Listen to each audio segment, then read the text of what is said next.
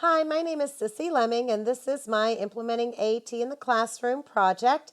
And for this, our activity, we're going to be working on identifying the main idea in a nonfiction passage. I'm going to be working with fourth grade students, 5 of them to be specific, who all have been labeled as having a specific learning disability for significant deficits in orthographical and phonological processing, so they're reading significantly below fourth grade level.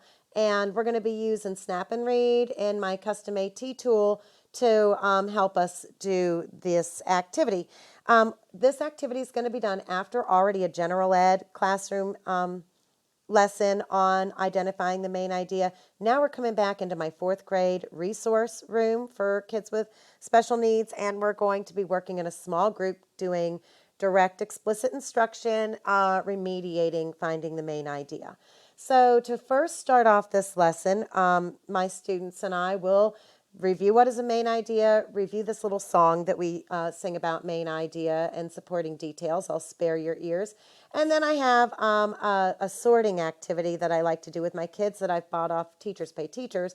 And in the sorting activity, we read through the sets of cards, and each one we identify what is the topic, what is the main idea, what is the supporting detail. I read through the cards with them. I give them verbal, physical prompts to help them correctly do this. We practice through 2 sets as a whole group, and then once I see that the students are getting it, then they can go ahead, get a laptop, which does have a touch screen, get a study corral, leave the small group, and then go work on the customized AT tool that I have for them. So we'll start off doing these sorts, and I have them on cardstock so that we I can manipulate them a little more easily. So then once they get their computer and they're working individually, they're going to pull this customized AT tool off of their Google Classroom. So what I've done is I've used Google Slides, and I have just kind of the directions here, identifying the main idea in nonfiction. The next slide is going to be a review of the main idea video that we watched together before we started with our sorting of our main idea cards. And so they can, if they choose to, they can access this again. There's kind of a succinct little review of what is a topic, main idea, and supporting details. And then they go to the next slide, and all of this can be accessed with Snap and Read. Students have Snap and Read on their computers. They're familiar with how to use it. They can just kind of lasso what they want to have read, and Snap and Read will read it for them. It also has a simplifying words feature. It's got all kinds of good stuff. I'm a fan. And so before they read, probably this passage is about armadillos. Most of my students don't really know what an armadillo is. I've added a little video here.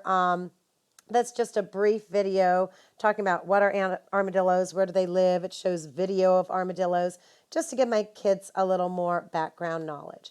Then they're ready to read. So here's the passage about armadillos, and I just got a paragraph about armadillos and wrote it up in here, added a little photograph just for some visual knowledge for my kids who all of my children are visually sound. So if they want to go ahead and use Snap and Read, I'm not going to do it right now because my computer is working at the speed of snail and it seems to be freezing it up. But they can go ahead and lasso it and then grab the paragraph and it will read it to them. They can do that as many times as they need to.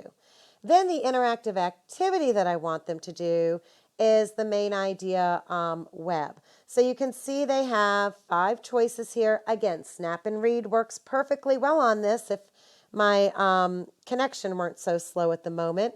But what they're going to do is they're going to, okay, click and drag. This is based on the paragraph that they just read. They're going to click the selection and they're going to drag it up to where it belongs. You can see my computer's just kind of working at the speed of snail. My goal is for them to be able to get 4 out of 5 of these in the correct spot. So you can see they just kind of click them and drag them where they belong. One other thing I wanted to talk about is the use of Cami. My kids also have Cami as a Chrome extension. And so here it is. I've got it up in Cami. The thing I like about Cami is we do a lot of highlighting to help us identify what's the most important thing.